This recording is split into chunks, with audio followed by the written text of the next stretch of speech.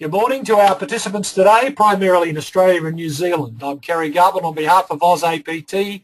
Welcome to another free but fascinating webinar presented by Cecile Riddle in Victoria. The topic is personality dimensions. Cecile is a specialist in developing emotionally intelligent leadership and organisational cultures which improve employee engagement. She holds an MHSC in Human Resource Management and is one of 12 people who have been appointed as Personality Dimensions International Master Trainers. She's a Fellow of the Career Development Association of Australia. Cecile coaches in people management skills, emotional intelligence and executive career development. I'm looking forward to hearing from her at our upcoming conference. Without any further ado, ladies and gentlemen, I welcome Cecile Riddle. Thank you, Kerry. Well, hello and welcome to Personality Dimensions for Career Development and Employee Engagement. In this webinar, I will introduce you to Personality Dimensions, which is a temperament instrument. Some of you have completed the online assessment and we will debrief this following the webinar. I'd like to start by giving you a bit of background on how I came to specialise in leadership and employee engagement. My focus over many years as a career coach was to help clients find job fulfillment, to be passionate about their work. Often people had come to see me who were doing the work they loved, but they needed to leave because they were burnt out. I was determined to find out how widespread this was and what was causing it. So I conducted research over a period of years and saw some very convincing evidence that motivated me to tackle this at the senior management level. I'll summarise my findings and what led me to apply this to the career development of people in or aspiring to leadership positions. So managing a business is one thing, but managing people and maintaining their engagement is of overriding importance to sustaining a business. And this was definitely shown in the evidence that I accumulated. Australia has an overall engagement level of only 37%. And 1 in 5 people are actually disengaged. And this came from a Blessing White research paper in 2013. This translates in a cost to the Australian economy of $33.5 billion per annum. And nearly every research paper or report that I read said it is relationships that trump management skills.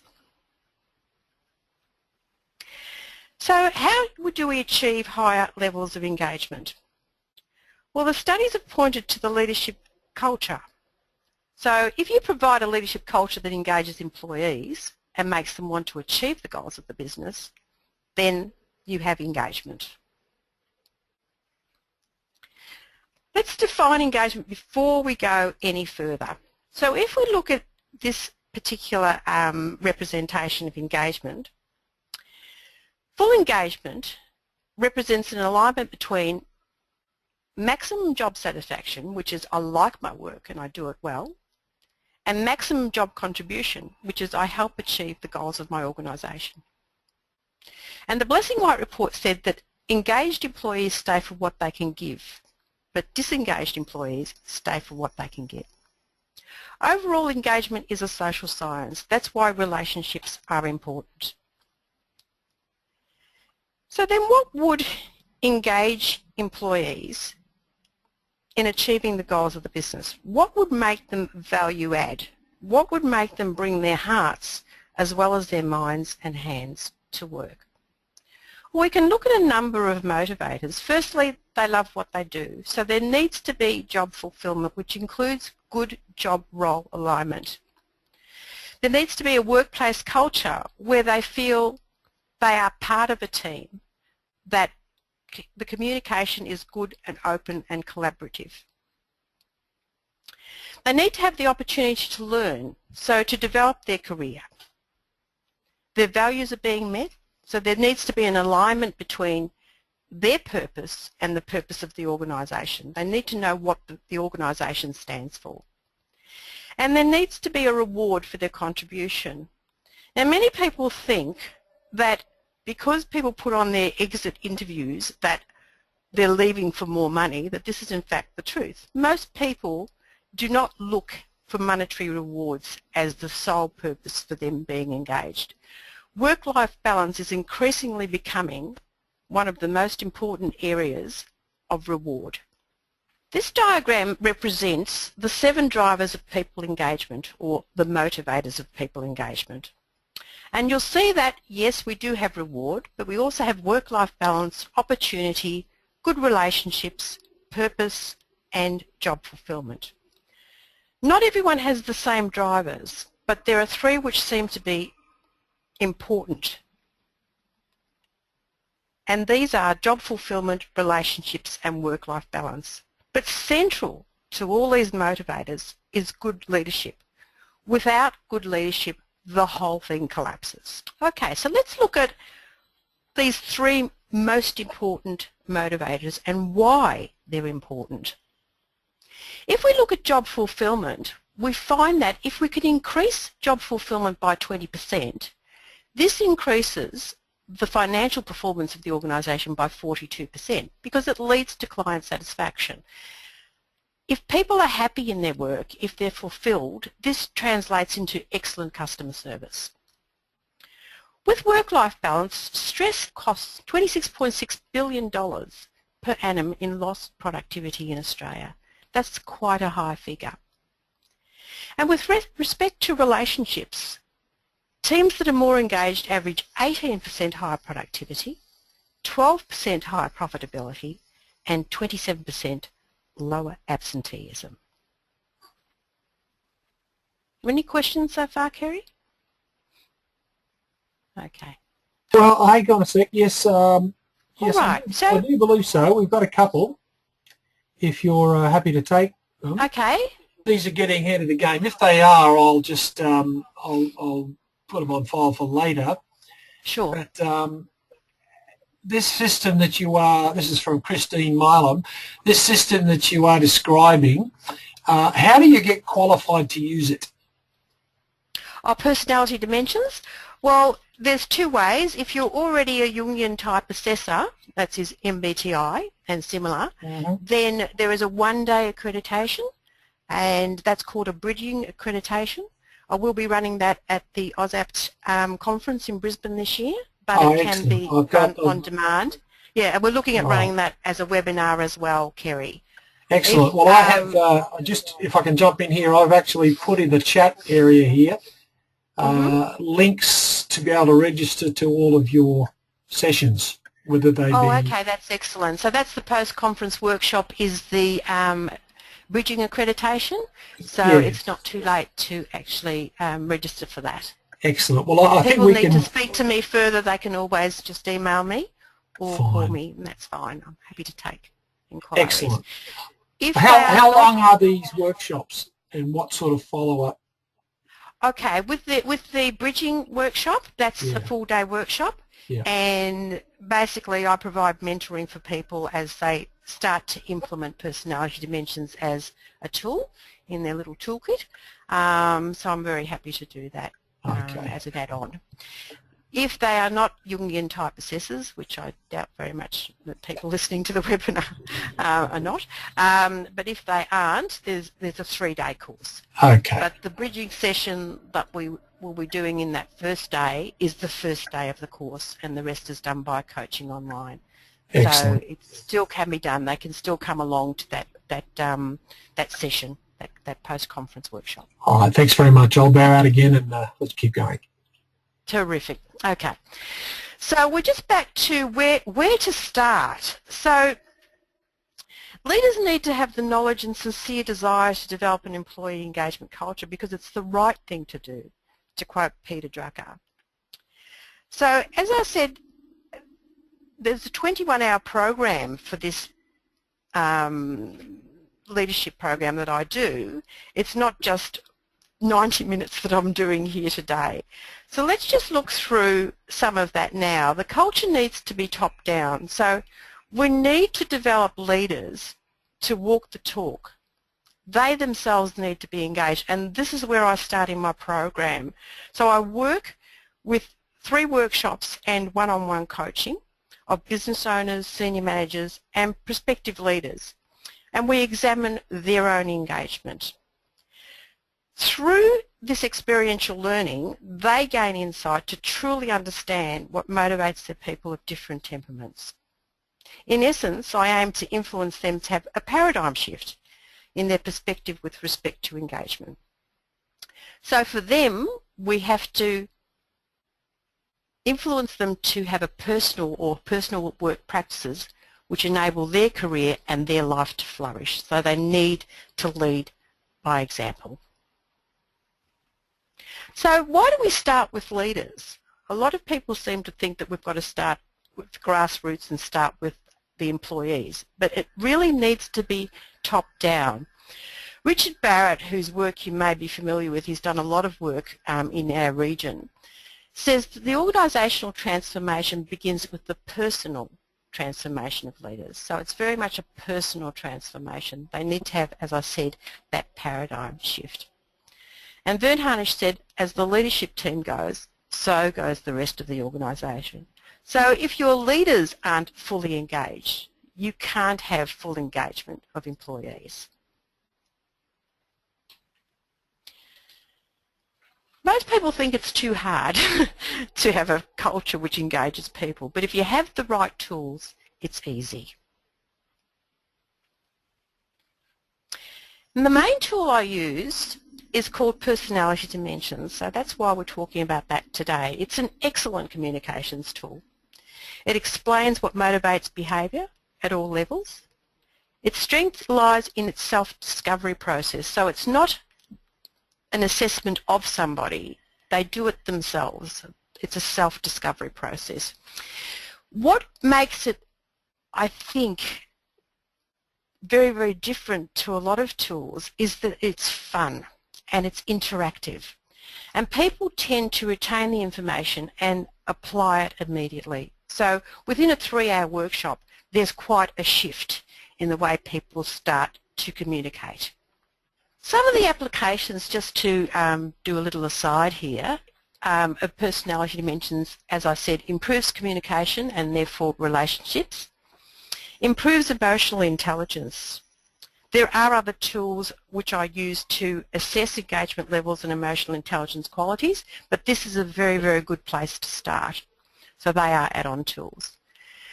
It's excellent for job fulfillment, leadership, work-life balance, conflict management, career development, team building, learning and teaching styles. Having said that about career development, it's obviously not a standalone tool, and those of you who are career coaches know that we need to develop a narrative with our clients and also to explore other areas, not just temperament. I've been using Personality Dimensions for over 10 years, and I find that it's a great tool in a number of areas. It helps us understand our own values, strengths and challenges. So it forms a very, very big part of job fulfillment. It also helps us to understand other, which is important as well. And with leaders, it's important for them to know what strengths their people have so they have good job role alignment and know how to reward the different temperaments. Again, I reiterate that it's excellent for improving communications and interpersonal relationships. And last but not least, it helps people realise that differences are gifts, not faults, so there's a lot less conflict within organisations. So understanding self and others. Now, as I said before, with this leadership program, I deliver 3 workshops, and this is the first workshop. So the outcome of this first workshop is a better understanding of self and other, which are 2 pillars of emotional intelligence. A ripple benefit is improved relationships. This is important because 87% of employees say on surveys that they're most productive in jobs when they're surrounded by colleagues with whom they share a good relationship. Another benefit is recognising whether they have good job role alignment. So we can do this within 1 3-hour workshop. I won't go through the theoretical history, and I actually read something recently about how people tend to spend a lot of time on theoretical history, but just to give you an idea of the progression from Carl Jung to where we are today. The difference with Personality Dimensions is that it gives names, colours and icons to the different temperaments. So in personality dimensions, where Linda Behrens would have theorists, we would have the inquiring green. Stabilisers are your organised gold, improvisers resourceful orange, and catalysts are authentic blue. And I also find that having these icons and also the picture cards tends to enable people to quickly relate to their temperament. So PD uses icons and colours to represent the temperaments, but it also emphasises that we are all a blend, but we usually prefer one or more types. So that blend is always emphasised throughout the programs. I don't intend to go through the entire self-assessment, which involves a minimum of 3-dimension cards, of which there are 6 to choose from, and also a traits and characteristics questionnaire. But what I'll do is we'll have a look at the picture cards, and when people do this first part of the assessment, they can see at a glance the strengths and ability of each temperament. So this facilitates better decision making around job role alignment for themselves and their employees. So let's have a look now at the picture cards, which is only one, as I said, of the dimensions that are assessed. We call this taste of colour, so it helps determine natural skills and talents or strengths. Okay, so if we look at the inquiring greens, normally at this point I would say to people, well, what can you see in this picture card? What do you think these people's strengths are? What do those icons represent for you? So we can see, for example, that we have gears here, which tend to indicate that these people can see the core of complexity. We have a headshot here of someone who's having an aha moment. It tells us that these people are into concepts and ideas. The chap looking through the telescope here, they tend to be visionaries, these people. They see into the future. The owl represents wisdom. They tend to be highly analytical, into designs, and usually very, very good on the internet and anything to do with computers, but very much systems people. The books tell us that these people are into knowledge, so they value knowledge. And their abilities are things like being logical and impartial. They can see the core of complexity, as I said, analytical and objective. They see possibilities. So they're the intuitives. They think outside the square. They tend to set standards and escalate them. Very good at focusing and concentration, and they're into conceptual models. So they're the designers, they're the inventors. Next we have the organised gold, and some of the things that you might be drawn to are the picture of the family, so they highly value family. The dog represents loyalty, the safety and security. The clock is punctuality, but it's also they use their time effectively, so we can see a dollar sign within the clock there. They're quite businesslike, they are organised, and they get things done, but also they get them right. They put a high store on accuracy, good with numbers and into balance, so everything in moderation. Their abilities are then planning and organisation, setting up procedures, decision making, structured and orderly, attention to detail, measurement and evaluation, and they are the caretakers in society. Now, I just want to talk about a sales manager who was in one of my programs who was really bogged down with a lot of administration. So he was given all these organised goal tasks to do, and that was a big, big part of his job role. After his assessment, personality dimensions assessment, he knew why he was feeling burnt out, because gold was his last colour. So he's spending a lot of time in his last colour. He was able to go back to his employer and recommend that he be reassigned to sales and marketing because that's what he did best. So his first colour was blue, his second orange. So that was more suitable for him, and their sales went through the roof as a result. All right, so looking at the orange card, we see we have a rescue helicopter here. They're on the move, they're into adventure, they love to travel, very good at playing musical instruments usually, very good with their hands, so mechanical, love sport. But you'll see throughout this whole card there's a lot of action.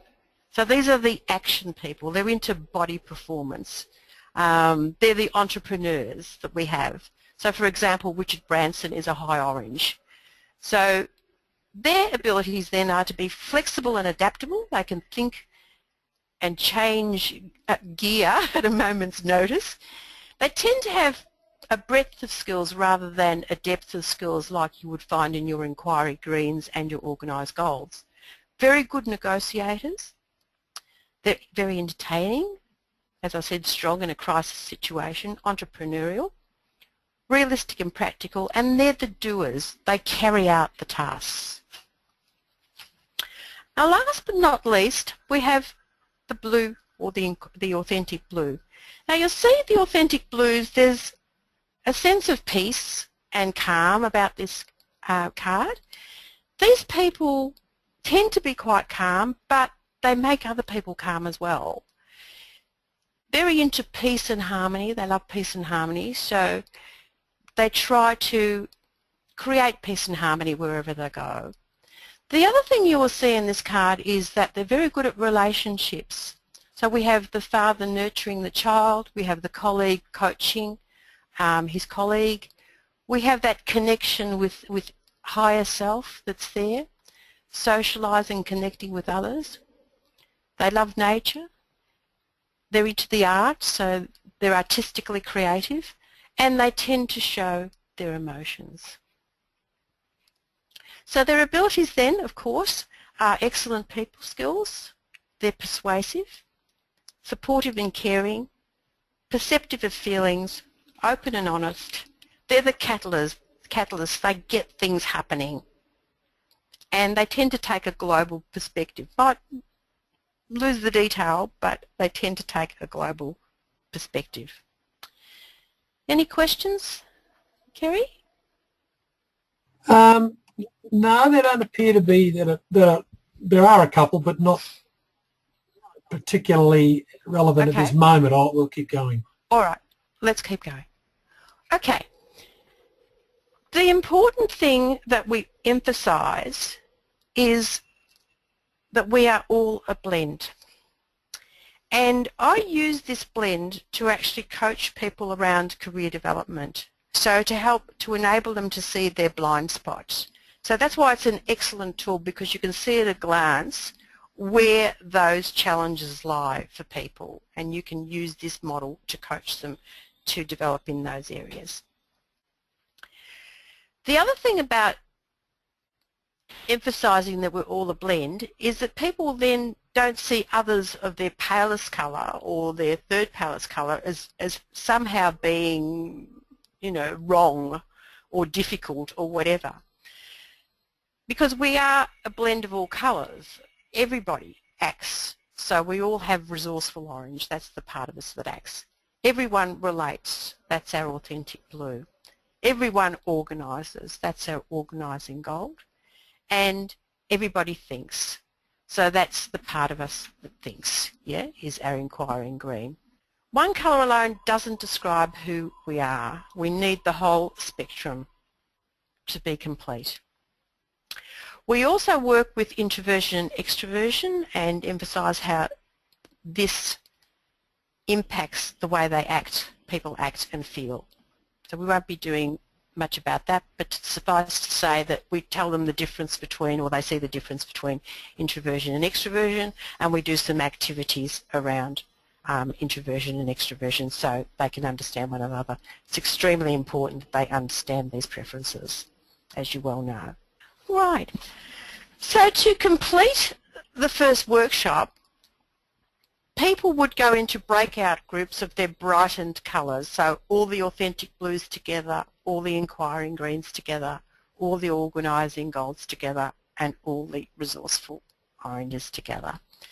And they work on reaching consensus around a song or quote, which they can all identify with, joys and values for their particular temperament, strengths and frustrations. And then they will present back to the group. So now they've got a deeper understanding of self. They want others to understand them as well. So they will present back to the group.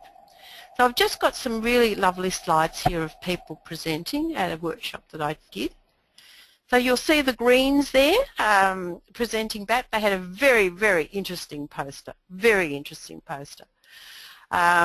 all of these people, their second colour was orange as well. Whether they gave them this artistic ability, I don't know, but they were very, very clever, very, very clever people. The golds, you can see, very neat, everything in order, and they love lists. The oranges are just out there. This chap was the manager of the entire unit. I think he had the best fun of everybody, and they all did dress-ups. I don't make people do dress-ups, but I do take the props and they can make up their own mind. And last but not least, the authentic blues, who are very happy, smiley people. Any questions? Okay, I'm wondering if this probably is the right time. Alicia is asking about applying this to career development. Yes, definitely. This is where I always start when I'm coaching people in career development. A lot of people come to see me because they may be at a point, whether they're midlife career crisis or whether they're quarter life career crisis or whether they just need a transition. But I also use it with executive coaching as well. So it is an excellent place to start. And I have been using this for nearly 2 decades now for career coaching. Thank you. Does that answer her question? Yes, I'm pretty sure it will. Yeah, thank you.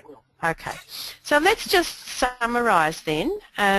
There are immediate outcomes of personality dimensions workshop. So this particular one is the foundation workshop. And we find that after just that 3-hour workshop, we have improved communication and understanding of others. So that leads to improved relationships, better job role alignment, because managers are able to see where to place their staff to do their best work, and of course better leadership. There are additional applications of personality dimensions to other drivers of engagement, and these are used within the program itself, within my 21-hour program. So we also look at rewards, purpose, work-life balance and opportunity for the 4 temperaments. This all leads to improved engagement. So facilitator certification, bridging is a 1-day course and the full course is 21 hours. And as you've said, Kerry, that I will be presenting at the conference in Brisbane.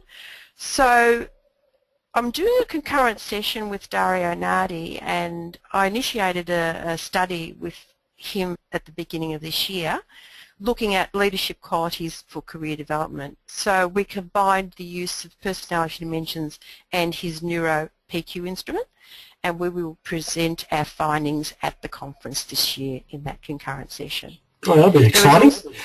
Yes, I can't wait. Yeah, me neither. Yeah, it's really good, so hopefully people will come along to that. The pre-conference workshop is another application of personality dimensions, and that is retirement options. So there's a beautiful, innovative assessment instrument that's been brought out to help people get in touch with what their options are. So I talk about retiring to something rather than retiring from something. And this is very different for the 4 temperaments. And of course the post-conference workshop will be the facilitator accreditation, which is bridging, and also the first day of the full accreditation. So thank you everybody for listening to this webinar today. If there are any more questions, I'm happy to take them now. Yes, Cecile, there is one. And as you know, or as you recall, you allowed the first 20 people who signed up for this webinar to do the instrument online. And a question has come up from Sue White asking that you would explain the zero scores. Oh, okay. So as I said in the webinar, there are 6 possible dimensions that we can explore and assess, and I only choose the relevant ones, so I only choose 4 dimensions for people to complete. Otherwise it gets a bit cumbersome, and that will give us a result that we want anyway. So we, rather than being online and doing, you know, numerous amounts of dimensions, I select the ones that are relevant. So I didn't select, for example, work, and I didn't select relationships or in conflict. I just selected the ones that were relevant. So that, therefore, they will be 0, not because they scored 0, but because they didn't take the assessment. So don't worry, Sue. So okay. it is possible to do the entire works. It is, yes it is. What I would normally do, picture cards always are relevant, obviously. Life values always are relevant, and in communications I prefer to use. And then of course there's traits and characteristics. If you went on to do, if you were an accredited facilitator and you were to do an application workshop on team building, then in that team building application workshop you would use the at work cards. If you were doing a workshop with couples, for example, you would do the relationships card. And if you were doing conflict, you could use the conflict cards. So you don't have to use them all in the foundation workshop. As I said, it does get too cumbersome, and you know, my eyes would glaze over if I had to do them all at once. But you can use them in application workshops, so they're there for them. The other thing with application workshops is a lot of those that I explained at the beginning of the applications of personality dimensions, these are ready-to-go toolkits. So they have PowerPoint presentations which are ready to go, and activities as well. So they're a very, very nice resource, which is part of the personality dimensions suite of resources. Could I also ask, let's say, for example, hypothetically, you're having a problem between 2 employees, or a supervisor and an employee, that sort of thing, where you said you'd normally use the relationship cards with couples, but you might. I'm just asking, would you use them, let's say, in exploring how co-workers could better get on? Look, I don't.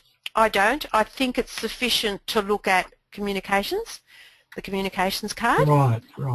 And also to explain to people as you're coaching them the differences between the temperaments, how they language, what they value. So that's really, really important, because often that's where the conflict is. For example, in the first workshop, I look at the conflict between inquiring greens and authentic blues. It's always about communications, because they communicate completely differently.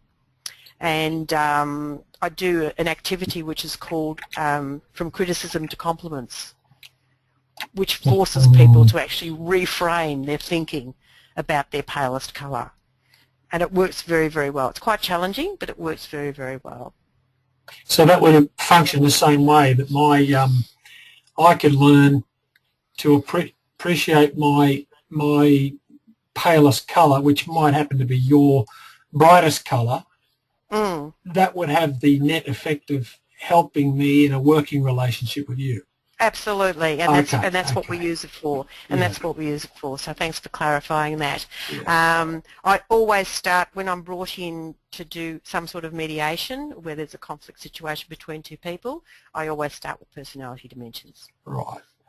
I always start there. So I see the people individually, they do their assessment individually, and then we talk about what they can see in that.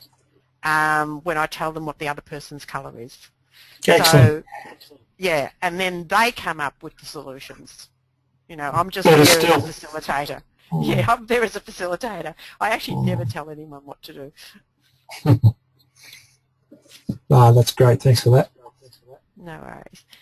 Any other questions? No, we're clear. So if you are, I will wind her up. Terrific. Well, there's my email address there if anyone wants to email me if they have any other questions, or else they can go to my website, which is just primeperformance.com.au. Okay, forgive my bad spelling there in the message. Okay, on behalf of all present, and in particular on behalf of AusAPT, I would like to extend our very sincere thanks for the concepts, Cecile, that you've shared with us today. We'd certainly like to hear more from you in the future. Thanks for the time you spared for us from a very demanding schedule. We look forward to seeing you and hearing from you at the conference. So, thank you very much. Yeah, great. So for AusAPT members with a website login, the audio recording of this webinar will be available shortly on the AusAPT website. It'll probably be audio only. We're just checking because of copyright restrictions. We may not be able to give you the graphics, but we'll certainly be able to do the audio. Just watch the website and we'll let you know. We'd be very happy to bring you another quality webinar today, and we look forward to having you join us again in future presentations. I'm Kerry Gubb for AusAPT. Goodbye till next time.